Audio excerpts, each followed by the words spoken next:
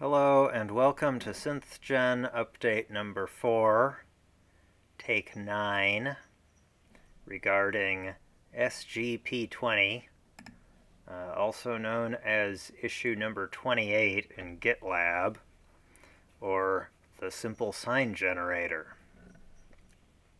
This was a target that George came up with, actually.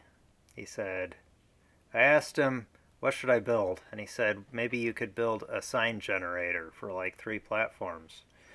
So I've been making progress on that and finally got all 3 of them done enough, I think, and merged to master. Here's the change log where I talk about some of the details.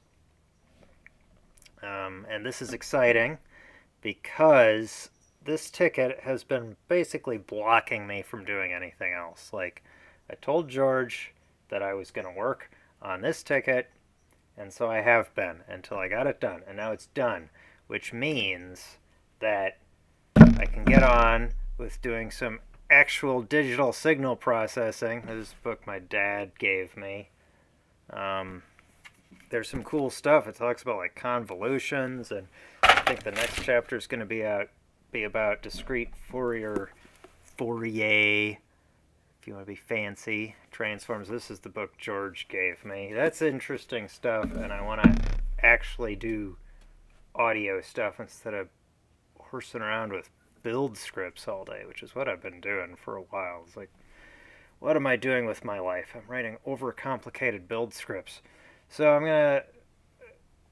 I got these 3 plugins working. I'm going to show that, but first, farm report.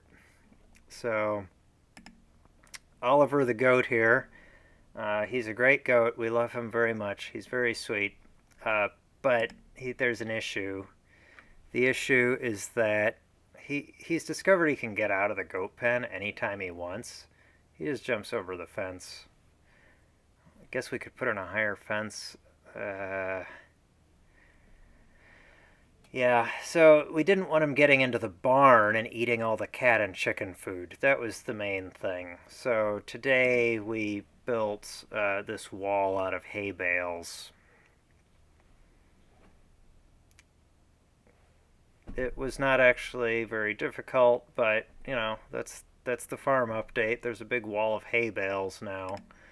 The cats like it because it's got these holes for the cats to go through, and you know, they like sitting on hay and new stuff in general.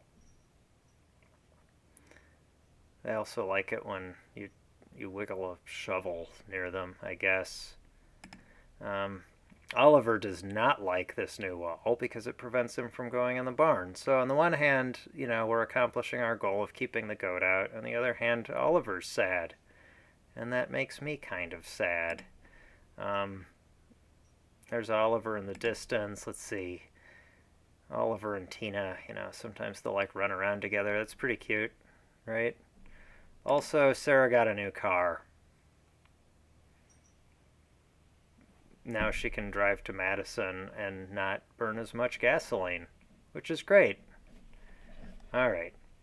So, let's look at not this file.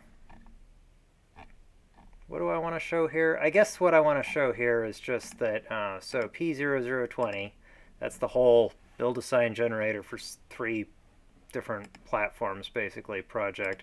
It's got, this is the make.bat that calls Dino to run this TypeScript script, Dino script, you know, it's got some stuff in there. So this uses Builder, TD Builder is the name of that project. It's on Dino land. It's basically a make-like thing. The cool part is that we build these SVG files. So we generate SVGs to make knobs for the graphics, like you saw on the title screen.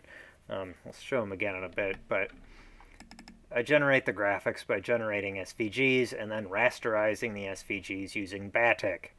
And Batik was kind of slow, so one optimization I did, which I showed in the last video, one way to speed these things up was I actually, rather than just do I need to rebuild this based on modification times, I built a system that it's called TDAR, Togos's Dino Active Resolver. And it's called that because it resolves these things called active URIs. When I run the build script, I think you'll actually see it happen.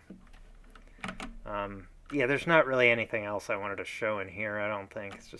It's a lot of Dino code, like a whole crap load of Dino code.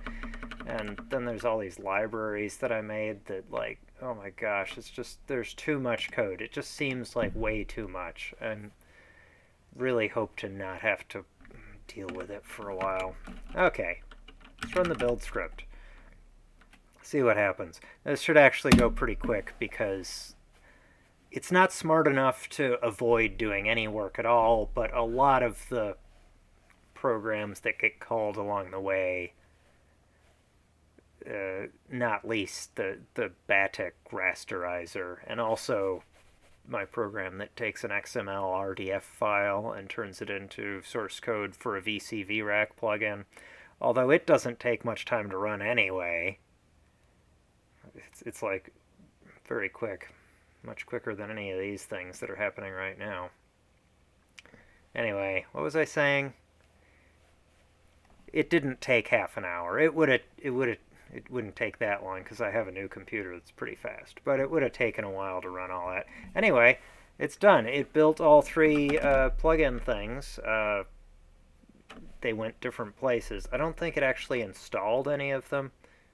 Or maybe it did. Yeah, it's like by different methods. Like the VST plugin, I have a symlink to the .vst3 directory in the system VST directory, so that building it does happen to make it be installed.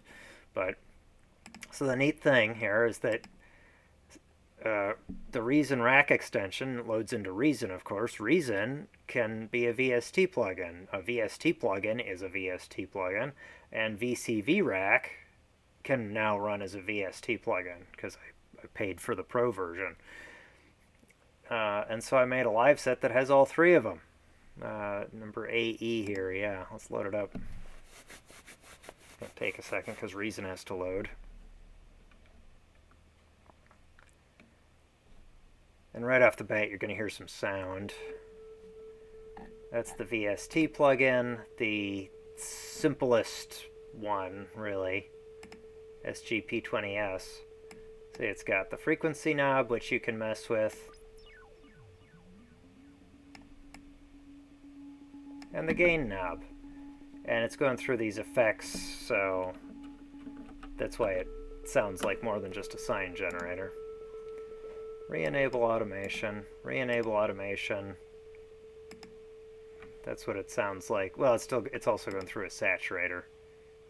So there you go. That's pretty close to just a sine wave. There might be something else going on. Oh yeah, there's like echo over here. Well, no, that's anyway. So I'll play this track for you and bring in the other parts.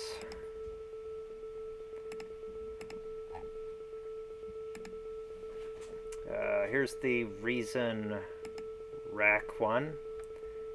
This delay isn't actually doing anything, it's bypassed, and this matrix is just playing a single note, which is the same that would happen if we didn't have anything at all hooked up to the back here. Could unplug this, it won't make any difference. But we can mess with the knob and you'll be able to hear it. I actually like how it sounds at 880 Hertz. So I'm going to leave it there. Yeah, why not? This thing that kicked in is the VST Rack version. It's actually 3 instances. This one's playing a pure tone. These other two are doing... This one's doing FM on itself, and then the result of that gets fed into this other one. And then that instrument is...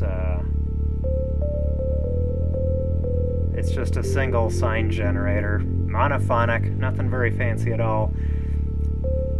but then going through a whole bunch of effects in VST Rack, including Soundstage, which I paid for.